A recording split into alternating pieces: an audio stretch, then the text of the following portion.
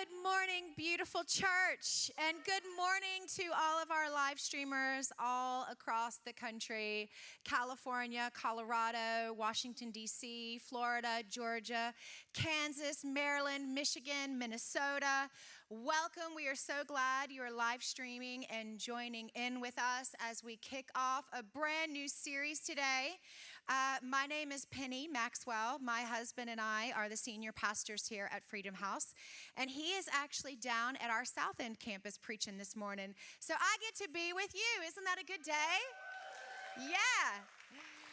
Well, as I said, we're kicking off this new series called 1,000 Hills, and Psalms chapter 50 is where we got this title from. Check this out. It says, "I have no complaint about your sacrifices or the burnt offerings you constantly offer." This is God talking. "But I just want you to know, I don't need the bulls from your barns or the goats from your pens, for all the animals of the forest are mine, and I own cattle on 1,000 hills. I know every bird on the mountains, and all the animals of the field are mine." And, just in case you were wondering, even if I were hungry, I probably wouldn't tell you, because it's all mine. The world and everything in it, it's all mine. It belongs to me. And I also love that in Psalms it continues to say that God knows every tear that comes from our eyes. He captures them in a bottle. It says in the Bible that He has the number of hairs on our head numbered. It also says that He knows the thoughts and the plans that He has for us. It says that He wants good things for us. It says that when a bird falls from the sky, that our Lord knows about it. But my question is this: why is it then that we still can get into fear? If we know God owns it all, if we know God is in control, why is it so easy for us sometimes to get into fear? This time of year, I'm walking around through the store. I'm going in through Harris Teeter, and they have little scarecrow cupcakes. How many of you took a visit to the pumpkin patch? Yeah, they got scarecrows in all the pumpkin patches.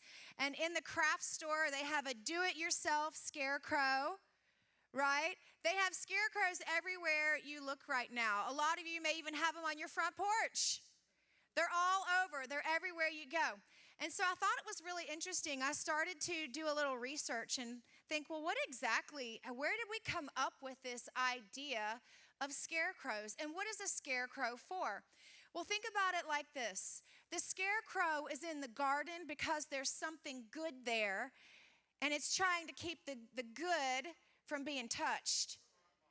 So if we can put a scarecrow in the garden, it's symbolic that something's good there, or the scarecrow wouldn't be there in the first place. So I started thinking about, well, okay, what are some of the scarecrows in our lives? I believe that you and me as Christians, there are scarecrows when it comes to fear. The scarecrow is like fear. The only reason fear tries to keep in is because there's a promise God gave you, and fear is there saying, well, what if it's not going to happen? The only reason this is in the garden, you wouldn't need a scarecrow if there was nothing good in the garden. The scarecrow's only there to keep things out. And where do we even get scarecrows from in the first place? Well, it originated with the Egyptians. So the Egyptians actually put scarecrows in their gardens and realized they were trying to make it look like one of the hideous gods they served. They did a good job. I think it looks a little hideous. And so they would put it in the garden so things would stay out. And then after the Egyptians, it went to the Greeks, to the Romans, to the Japanese, and then to the Germans. And then the Germans found that it worked so well, when they started migrating here to the U.S. and coming here, they said, okay, well, let's do this. Let's teach them over in the U.S. about these, except they didn't call them scarecrows quite yet. They weren't named scarecrows quite yet. In Germany, they called them the Bootsmann. And when it came here to the U.S., it started being called the boogeyman. How interesting to me that the boogeyman isn't even real, but how many times we bow our knee to fear. It's not even real. It's just symbolic of fear, but yet it keeps things out of the goodness in the garden. How many times do we do that in our life? We stay away from the goodness because we're a little bit uncomfortable. We don't like to feel that fear that maybe we got to step out and go into a new area or new territory, and we get just a little bit afraid, a little bit uncomfortable. In The Wizard of Oz, Dorothy said to her dog Toto, "Don't be silly, Toto. Scarecrows don't talk." But do you know what? Fear does have a voice if you allow it to in your life. If you allow it to speak, it will speak. And the other thing I thought was so interesting about the scarecrow is we know that the scarecrow didn't have a brain. Do you know part of what I think goes on with us is we get into fear and then maybe we don't understand. We tend to fear what we don't understand. I'll give you a perfect example for me. I fear computers, technology, because I don't understand it, but I know there's something good there for me. If I don't fear, okay, my son has to help me through that. I literally get paralyzed sometimes when I'm sitting in front of the computer because I don't know how it works. And because I don't know how it works, sometimes I just want to back away. Do you know there are things in Christianity and things that we shouldn't be backing away from, that we are backing away from simply because we don't understand them? Let me give you a perfect example right now. Where are all my millennials? Raise your hand, all my millennials. Come on, you're millennial, Lindsay, y'all better raise your hand. See my millennials. Okay, I love my millennials. One of the things we have conversations about when I talk to millennials is they will say to me, I fear marriage. And I'll say, why do you fear marriage? And they say, well, because what I see on TV, what I'm seeing going on, what I'm watching with people, and what's happening in their lives, I fear it. And so much to the point, do you realize that a lot of people don't even think marriage right now is even legit? They're like, it's just a piece of paper. We don't have to get married. We love each other. Or they say, okay, well, maybe one day, much later in life, I'm just not sure if this whole marriage thing is for me. But how many of you know the things that the world has convoluted, we need to be talking about here in the church? Because marriage is God's plan A, even if the devil's tried to distort it. You see, the devil doesn't have creative power, so whatever God does create, he can come in and try to twist it, try to turn it, try to convolute it, because he wasn't ever given creative power. He can only try to bootleg. He doesn't know how to create. So something that is so good, so amazing, and even, some of us have got that wrong. We've gotten the marriage stuff wrong, right? So we've got these young people coming up that are going, I don't want that. I don't even really believe, it's just an institution. We've got to be teaching on that here in the church. Because the world is giving its version, but it's not God's version. It's a counterfeit. It's a copy. How about this? This is another thing that I think the world has taken hostage. What happens to you when I say the word sex? How many of you just go, I can't believe she said that in church. She just said the word sex. She said it twice. Oh, sex. She said it again. I cannot believe she said the word sex in church. Why is it not something we should be openly discussing? Why is it then when most of us get ready to sit down and have our discussion with our children, we feel anxiety? Why? Did God create it? Okay, why feel anxiety unless maybe there's a scarecrow in our thinking that maybe something the world has convoluted, something the world, they even call it doing the nasty, okay? They have turned it upside down every which way. It's not from God. When God created sex, he made it beautiful between a husband and a wife. But the world has convoluted it, and even us as Christians are afraid to talk about it. We should be talking about it from our pulpits. We should be freely talking about it with our children, with our families. Why? Because it's something God made, and if we're not talking about it, the world will give you its counterfeit. And we're buying it hook, line, and sinker. Let me tell you another word that I think has been incredibly convoluted. The word prosperity. The word prosperity is in the Bible over and over and over again. But a few TV preachers got it wrong, and all of a sudden we're not supposed to talk about it. It's a bad thing. Why is it in the Bible if it's a bad thing? Maybe a few people botched up the idea of what it's supposed to be. That's not God. But we've been afraid, some of you, when I even say the word money in church, you're cringing. It should be an open, free, honest discussion. And if it makes you cringe a little bit, maybe you got a scarecrow in your thinking when it comes to money. Maybe it's something we need to be discussing, we need to be talking about. You know the thing I find so interesting? I find it interesting that we get nervous or uncomfortable talking about money, but think about it like this. You know, marriage, what I was just discussing, you know, the number one reason people cite for divorce is problems with money. Why our sex industry and the sex trade is going crazy like it is because people's love for money. But we're not supposed to talk about it. Does that make any sense whatsoever? Not to me.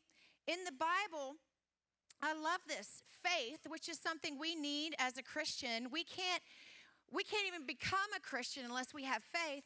There's 215 scriptures in the Bible on faith. 215 scriptures. In Romans 10:9 and 10, it says, confess with your mouth, believe in your heart that Jesus Christ was raised from the dead and you shall be saved. There's 218 scriptures on salvation. How many of you think it's important that as Christians, we need to be talking about salvation, right? 218 scriptures on that. But when it comes to finances and stewarding our finances, there are 2,058 scriptures.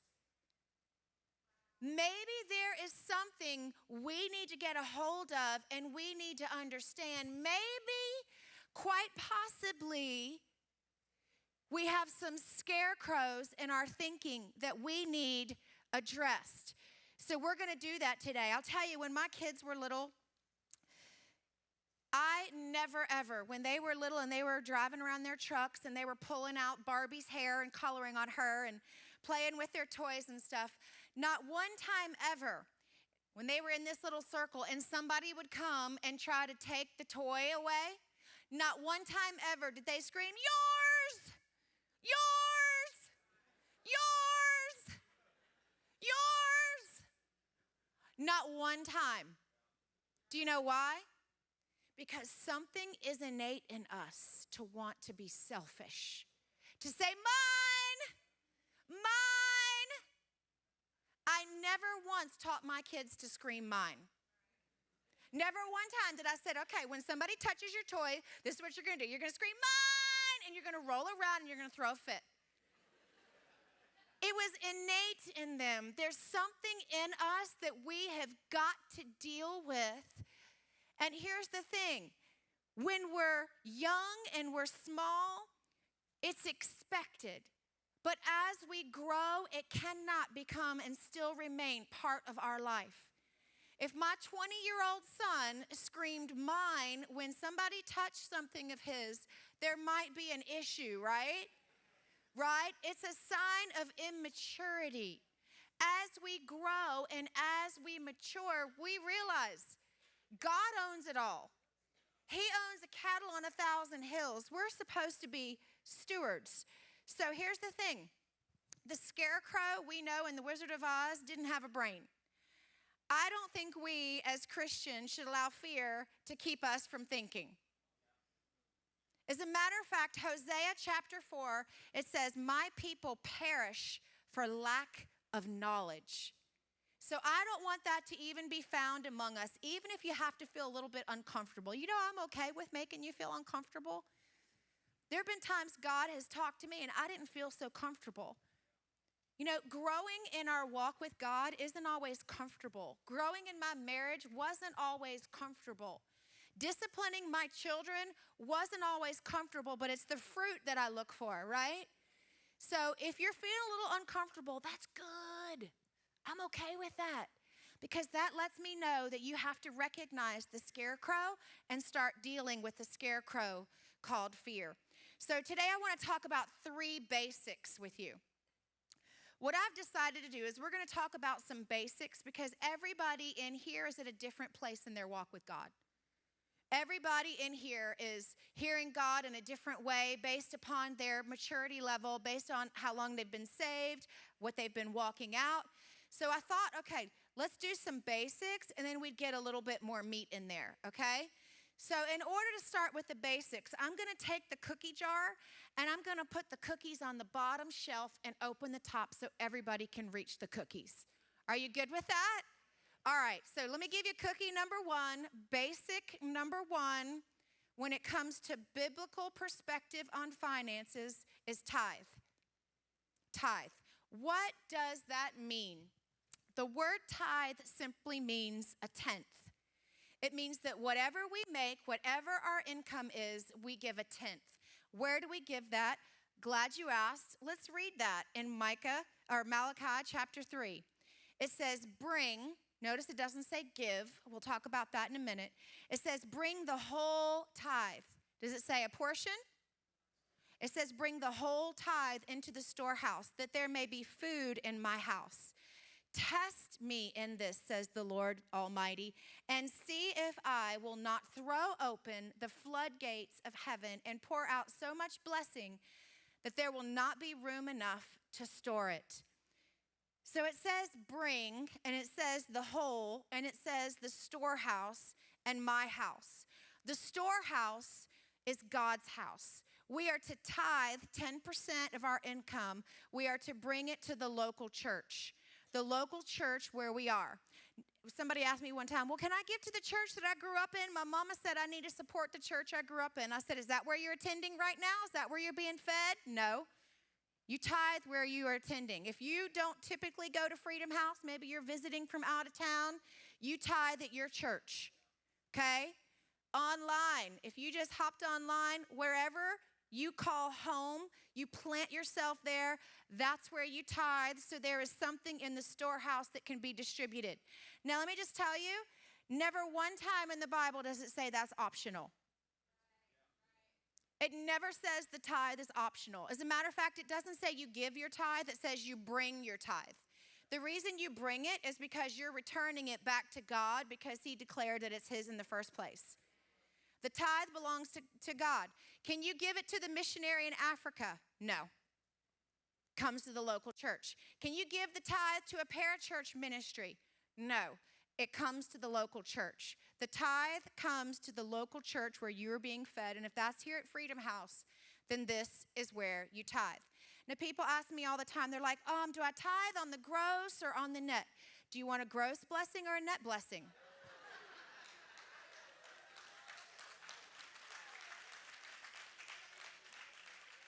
Ask yourself that question. Seems easy enough to answer for me, right? And it's not just 10%, it's the first 10. The reason we tithe first is because we trust God with the rest. Okay, so that's the cookies on the bottom shelf. That's basic Christianity 101. If you're new to the things of God and that's a revelation for you, we're happy to continue that dialogue and talk to you. But let me go on to basic number 2. Basic number 2 is the offering. Now, what is an offering? You know, somebody told me one time, they're like, hey, I tithe 25%. I said, no, you don't. They're like, yes, I do. I tithe 25%. I said, it's not possible to tithe 25%. Tithe means tenth. Like a tenth is a tenth. I said, what you're trying to say is you tithe 10% and you give as an offering 15% above that. But you can't tithe 25%. Tithe means tenth. So anything that you give over and above the 10% is called an offering. They're actually two separate things. That's why we call them tithes and offerings. We don't just say tithe or we don't just say offering. It's tithes and offerings. Now, let me explain something to you. You can't give an offering until you've first been obedient to tithe. The tithe is 10%. The offering is anything over that. Now, let me tell you this. An offering is not required. God does not require you to give anything over 10%. He said it's discretionary, it's optional. The other 90%, it's up to you what you do with it. You can give that to the TV preacher if you want to. You can give that to the missionary in Africa. You can give that to the orphanage or whatever. Our job as a church with the tithe, we're supposed to be responsible to be doing those things, okay? That's our job as a church. But anything over and above that, you do what you want with. You ask God what he would have you do. And let me just give you an example here, because this is the best way I know how to explain it. So my husband and I, when we have to travel for work, like this week we were speaking in Phoenix, and we'll have our son, we'll give him the car and say, hey, can you drop us off at the airport, and then here's the keys, just pick us up when you get back, or when we get back. Just come by and pick us up, here's when we're flying in. Now, if I gave my son the keys to the car, and he came and picked me up, and he said, hey, Mom, you are going to think I am the greatest son in all the world. I am amazing. And I'm just thinking, well, why? And he's like, you're going to be blessed. Mom, you're going to be so blessed. You don't even know how blessed you're going to be. I've got something so amazing for you. And I'm just going, Colby, what is it? And he's like, here you go, Mom. And he hands me my car keys. And he's like, I wanted you to have this. And I'm going, Colby, you can't give me what's already mine.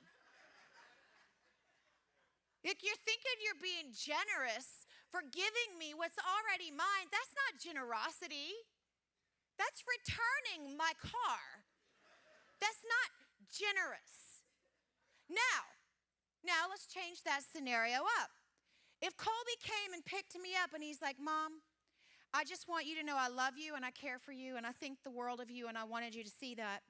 And here's your car that's yours, but I wanted you to know I filled it up with gas for you. I wanted you to know that, you know how you like your tires really shiny? I did that for you, and I vacuumed out the back, and I had wax put on your car, and I had your seats and your floors shampooed, and I did all that for you. Now that's an offering. That's an offering. Because it wasn't expected, it was just an overflow of his heart. But can I just tell you, some of us think we're generous because we just returned to God what was already his. Tithing is not generosity, it's obedience. That's like saying, Colby, you're so generous because you brought me my car back. No, but when you fill it up with gas and you take care of it, and here's the thing that it does for me. Here's the thing that it does for me. For me, when I see how faithful you were with something that was mine and how you took care of it, I'm probably going to send more your way because I see how good you were. I see your heart. I see your faithfulness. I see your thoughtfulness. And I think oftentimes that's what God says. He's like, okay, you didn't have to, but you did anyway. It's kind of that way in marriage, you know? My husband doesn't have to bring flowers. He doesn't have to do certain things. But do you know what it does to me when he goes over and above? It makes me feel like he really cares. Hint, hint.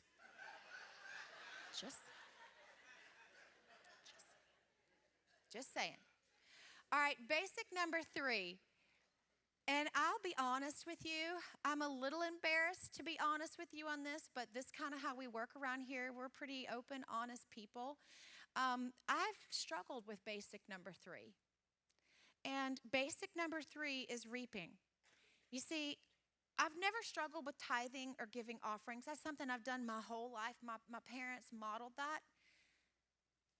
But I've struggled with reaping. When God has done over and above and blessed me beyond ways I could even imagine, there have been times I felt uncomfortable with that. I prayed for the blessing, but then when it came, I felt uncomfortable. Has anybody ever given you a gift and you felt uncomfortable and you wanted to give it back because you just felt like it was too much or too kind or too generous? But yet we may have prayed for that very thing, but somebody tries to give it to us, or God tries to use somebody to bless us, and we give it back. And there's a problem there. And, I can tell you a situation that happened with me, and this has happened on several different occasions. And I'd love to tell you it's because I'm just so humble. And, it's not humility. It's actually more I was afraid of what somebody might think. Wasn't humility at all. So let me tell you, when Troy and I moved down here to Charlotte 16 years ago, we had gotten engaged, and then when I was 19, married when I was 20. And so I had the engagement ring of a 19-year-old. It was cute, it was precious, but don't blink, it might disappear. It was really, I loved it, and I was so thankful for it, and it was just such a great thing. But when we moved down here to Charlotte, we put it in his backpack, and somehow it just disappeared. I don't know what happened to it. I was so distraught. I guess we blinked and it just poof. I don't know. But it was something that, I got as a teenager, and it was very precious and very dear to me. But we couldn't find it, didn't know what happened. The insurance company sent us the little amount of money for it. And we just said, I kind of been married by this point for 10 years. And I kind of wanted like a 10-year wedding ring and not my 19-year-old wedding ring. So we'll just have to wait until later, because right now everything we have is planning this church. And, I'll just go buy a cubic zirconia and wear so people at the church know that I'm married. And so I did. I went and got this cubic zirconia ring, and I wore it because we just couldn't afford to get a ring at the moment. And so a guy in Richmond, Virginia, that's where we moved from, his 3 kids had come through our youth ministry, and he was a jeweler.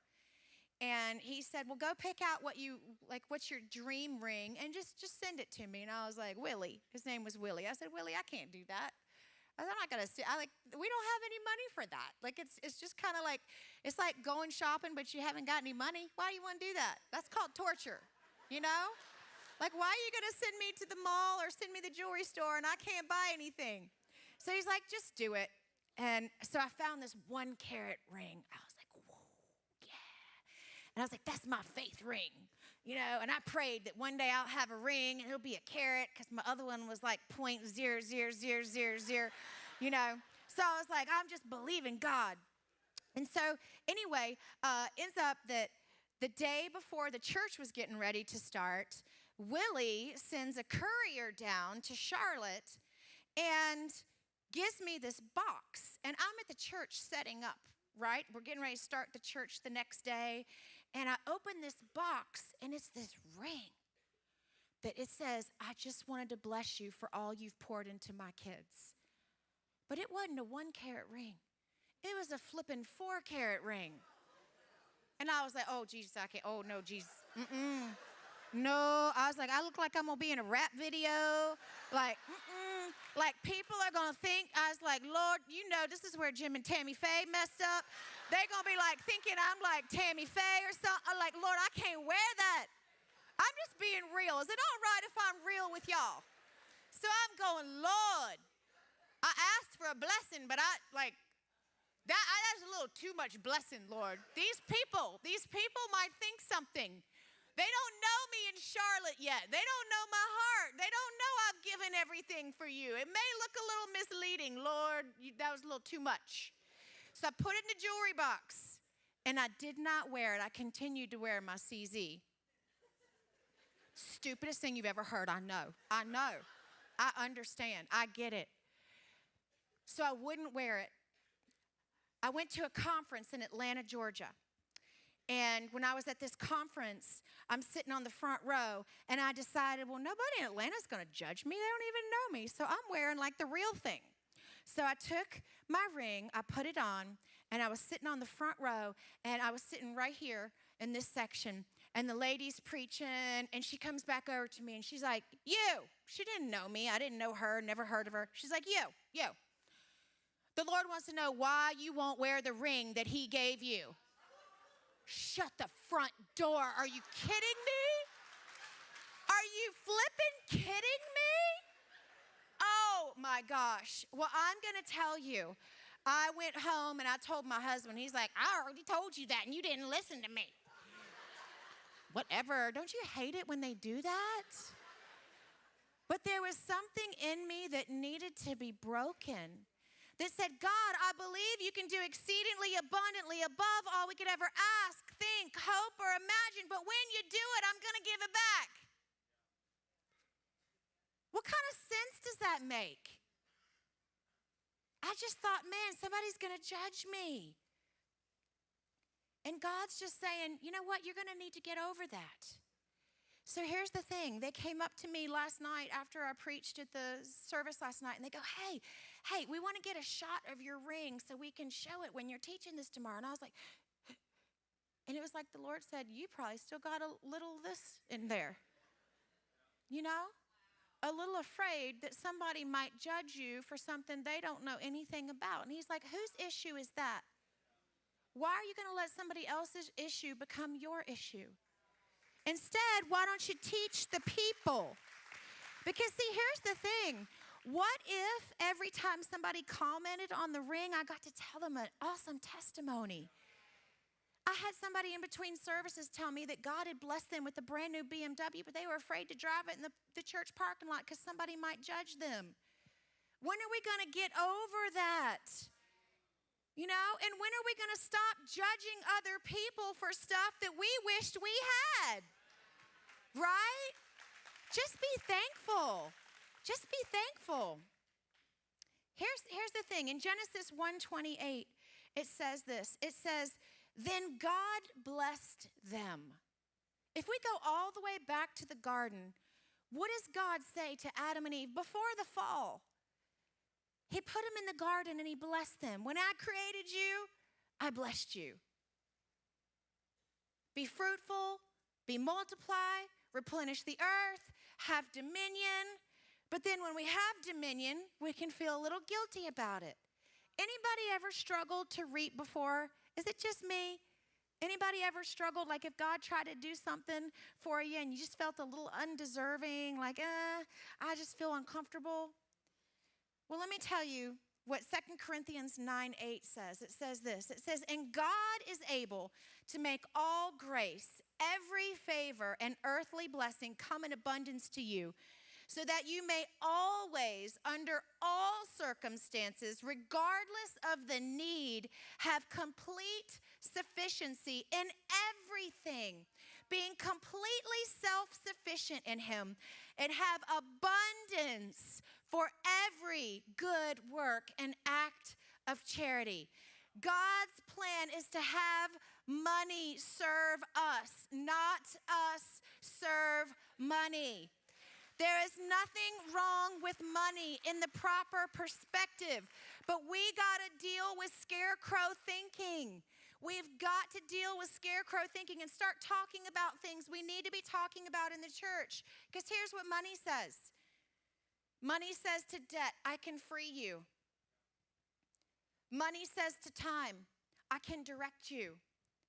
Money says to need, I can help you. Money says to vision, I can release you. How incredible is that? I want to talk to you about vision because we are in this series called 1,000 Hills, and every year at this time of year, we give people the opportunity to become a part of being a kingdom builder. And kingdom builder would be in that basic number 2 where it talks about an offering, the over and above. You know, it's not the tithe, it's the over and above.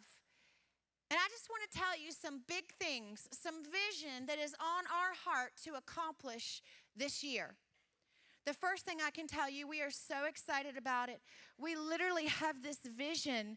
We closed our eyes and we can literally see bicycles hanging from the ceiling of their campuses when you walk in at Christmas time, and almost like Santa's workshop, men putting together all these bicycles to be distributed all over Charlotte in our community, to give to children who would otherwise have nothing. To love on them, to care for them, to show them that somebody in this city was thinking about them. What an amazing doorway it is to preach the gospel when you first just show up with generosity. When you say, we love you, we care for you, you can't do anything in return for us. We don't need you to. We just want you to know that we love you. We're here for you. And here's a helmet because we want you to be safe.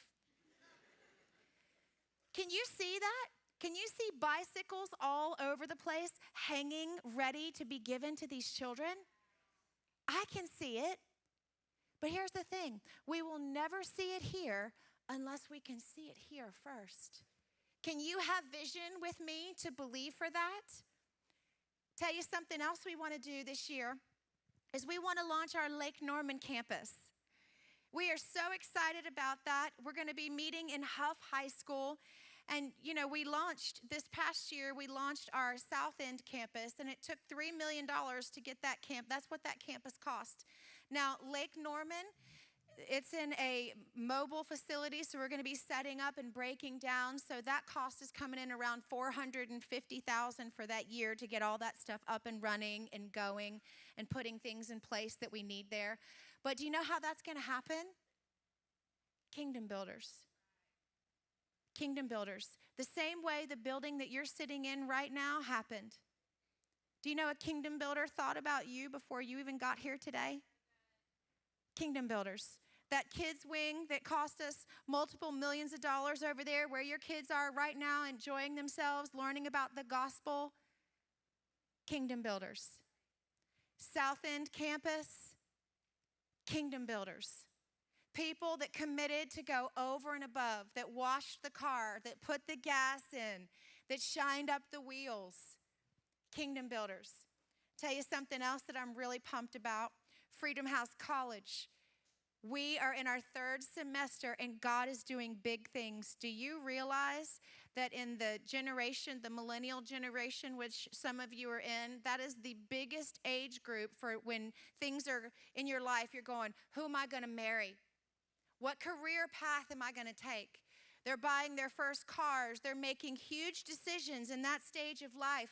And they need an environment that they can grow up in and develop in that is safe, that's not polluted and convoluted by the world. Millennials, we're losing them in the droves because of the environments that are out there. And we said, not on our watch. Not on our watch.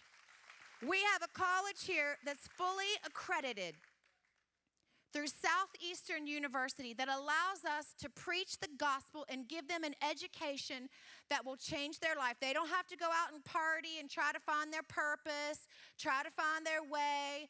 They have a place right here that they can do that in the most pivotal stage of their development and learning, where they are trying to make the most major decisions in their life. They can do it in safety. They can do it in absolute safety. Here's one that some of you ladies in here, you're going to get so excited about. One of the things that we want to do as part of our vision to accomplish is to pave that parking lot, Jesus. Where you can get out in your high heel shoes and you can walk across and there's no rocks, there's no pebbles. And there's outdoor lighting so you can see at night when you're picking your kids up from vertical, right? It's $300,000 to do that. How does that happen? Kingdom builders. It happens through kingdom builders. People who say, I want to go over and above. It's our heart and will always be our heart. We are church planters here. And we don't just believe in planting churches here in Charlotte. This past year, we helped plant over 120 churches across the nation and the world. 120. That is our vision, and we will not stop. We're going to keep on going. And the other thing that we want to do is not just planting churches, but in a week and a half, we're going to be having churches from all up and down the East Coast, all over the region, the Southeast region, who are going to be coming here onto this campus. Our team will be teaching them, discipling them, and training them. How many of you know it's not just enough to start a church? You got to teach leaders how to lead. You got to teach them how to do things healthy. We need healthy pastors in the pulpits, do we not? Yes? We need healthy teams and healthy leaders. So God has dropped in our heart to do that. We're spending $20,000 to make sure that we are training and equipping these new churches that are getting started. Because they're coming in, they're new at things, and I can tell you in those early stages, it's kind of like being a new mom. You just wish there was another mom to call to say, oh my God, what do I do? That's what we are for church planters. Our church is here for other pastors. We love on them. We care for them. We give them the tools and equipment, everything from resources to our time, our talent. You got it. Everything we give them. That's a big deal to us, and we're going to keep on doing that. Would you stand on your feet with me? Leslie's going to come up here, and as she does, I want to just share one more thing with you as we are in this 1,000 Hills series. And for those of you who have been around any length of time, hopefully you know of our heart. If you don't, I'll tell it to you. We are not here to manipulate you. We are not here to pressure you whatsoever. But I do have an ask that I would like to make from you. This year, I just gave you the vision of some pretty incredible things that we want to see accomplished as a church. And I would like to ask for you to partner with us. Hey, maybe you're new to God and you haven't started tithing yet. If you're a Christian, you need to be tithing. That's not even a question. Not even a question. But for those of you who have been tithing, you understand God's principles, and you want to partner with us, I would ask for you to be a kingdom builder. This whole month, we're going to be talking about 1,000 Hills, and we're going to be just encouraging you in things financially related that you may or may not already have understood. But we're not going to shy away from the Bible just because it may make somebody uncomfortable. We're going to deal with the scarecrows. So what I'd like to ask you is I'd like to ask you to partner. And during this 1,000 Hill series, here's the ask I want to make. Is all of us can find ourselves somewhere. The most, the some, the few. Most of us in this room, most of us would be in the category where we could say, you know what, Pastor? I'm going to commit to go over and above this year by giving $1,000 over and above. That equates to less than $80 a month. That's a few Starbucks, a few KFCs, Chipotle. Most of us could do that. Most of us find ourselves there. Then there's the some who say, you know what? I can connect, but that's not really a challenge for me. I'd like to do $1,000 a month over and above. There's some that could do that. There's a few that could say, hey, you know, God has really financially blessed me. We could do that a week, not an option. A friend of ours, guy in his church, just wrote a, $16 million check. That's the few. But you know what the cool thing about God is? He doesn't ask for equal gifts. He asks for equal commitment. He doesn't ask you to do what somebody else can do. He asks you just to do your part, whatever that looks like. So I would just ask for you to commit during this month. Would you commit to do your part? would you ask the Lord what it is that you could do? The most, the some, the few, whatever that looks like. But I would ask you this. I would ask you to stretch. I think there's something that when we stretch and we allow God to fill that vacuum, He always does. And then we look back and then we go, man, I didn't realize how good that could feel, or how much God would bless me. So I would just ask you to do that. And then the last thing that I want to do is I just want to pray over everybody. Could you close your eyes and bow your head? And those of you who are online, I just want to ask you, I'm not going to call you up front, but if you've got some scarecrows in your thinking, and you realize today, man, there's some things I need to adjust in my thought process. Maybe you've got wrong thinking about money. Maybe you've got wrong thinking about God's blessing.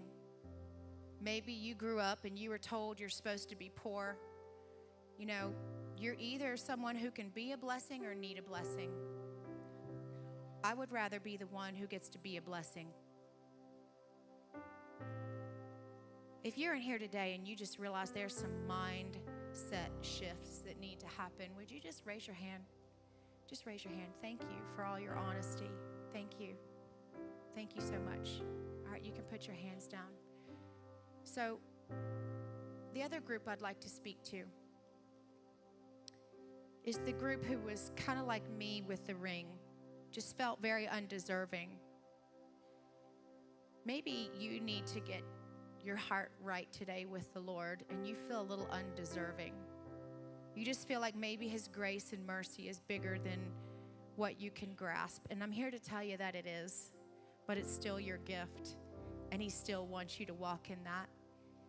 If you're here today and you just go, man, I've made some mistakes. I've messed up in my life, and you know what? I sure would like a clean slate.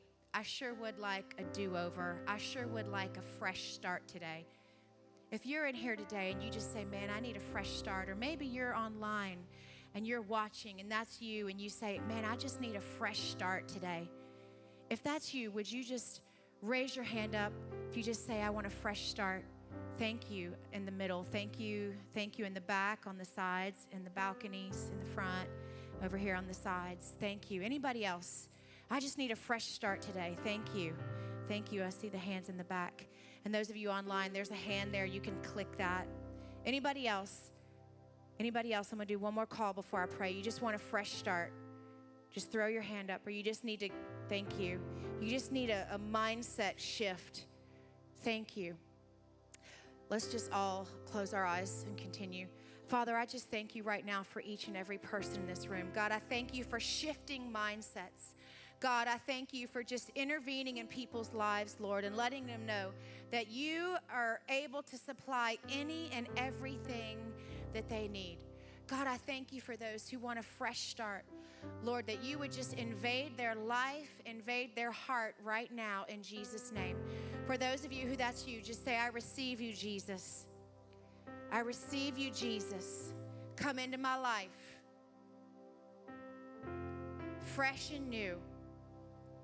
And I believe that He has done that right now in Jesus' name. Amen.